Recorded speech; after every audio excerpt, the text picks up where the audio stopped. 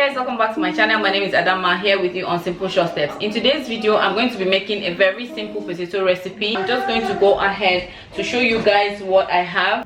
Please do go ahead to subscribe, hit the red subscribe button down below, click on the notification bell so that you'll be notified anytime I upload another video. I'm going to use Irish potatoes for this recipe, but you can use any type of potatoes that you have at home. I'm going to use broccoli, 1 large onion, and some mushrooms. If you can get mushrooms, please feel free to use any vegetable you see around you. I like mushrooms, and it's very easy for me to get mushrooms because they're all over the place at the shop, so it's very easy for me. If you do not have any of these ingredients where you are, just feel free to use carrots or anything that you have. Eating healthy is just about you being creative, like not eating the same thing that you eat every time. So you just have to like kind of create new things or use the things that you already have at home.